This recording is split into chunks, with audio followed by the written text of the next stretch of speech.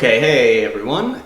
So today's lesson is just going to be on this right hand. I've been over the years working out a bunch of the Doc Watson fingerstyle stuff and a bunch of the Mississippi John Hurt stuff. I noticed this move that happens a lot on the right hand, and to pull off a lot of these phrases you need this, but I'm just going to kind of show you this right hand move today.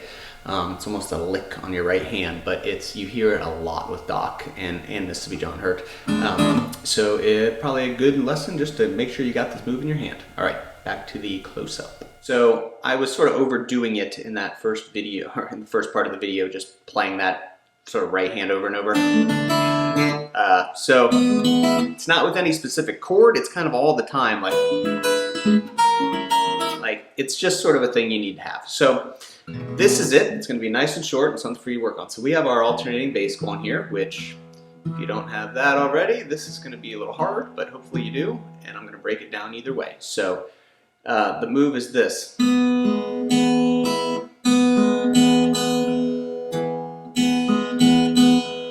I'm going to show it to you with a couple different fingers. So basically what it is we are squeezing.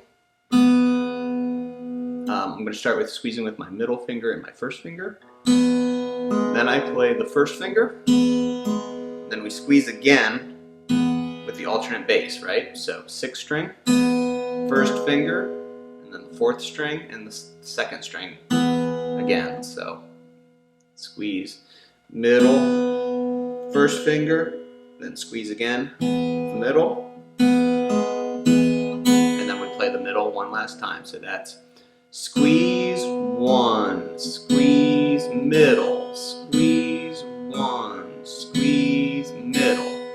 Okay, now there's lots of phrases that are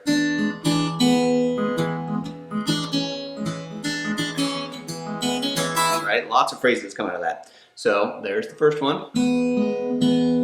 So that's kind of the general idea, is that beginning. So then I would do it on my ring finger. So I'd go, let's see if I can get my ring finger even more in there. So I'd go squeeze, one, squeeze.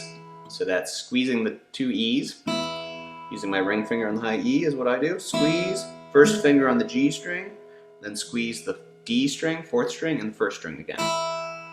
And then play the ring finger again. So it's the same phrase, but we're putting the top string on instead of the middle string. So squeeze one, squeeze. Squeeze one, squeeze, ring. So we can get that closer. Go on.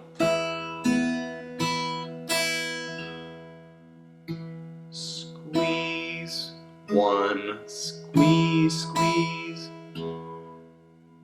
And then we can also do, just generally that math in a row.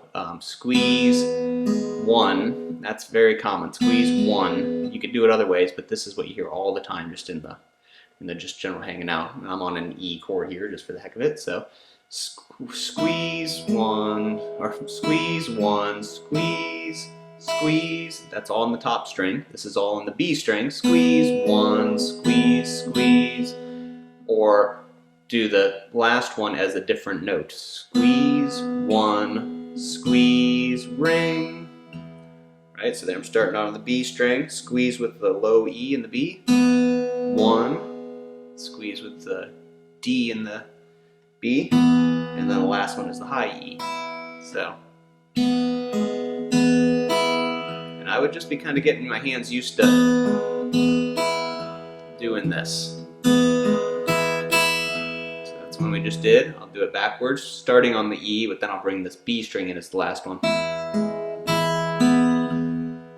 Same thing of squeeze one, squeeze, and then your last note is one of the other ones or one of the same ones, whatever you want to do. I'd work out all of those together.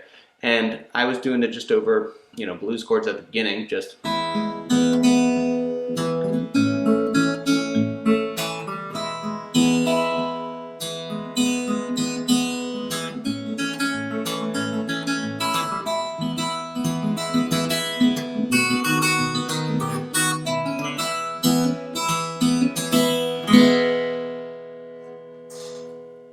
Alright, so nothing real specific there, but that is definitely a move you need to get on your right hand, and it's a little awkward. I get lots lots of students that have never really done that move. And then we can start, once we got that, we can start putting in all kinds of stuff on this left hand. But I'd work on that. Hope it helped. Please subscribe.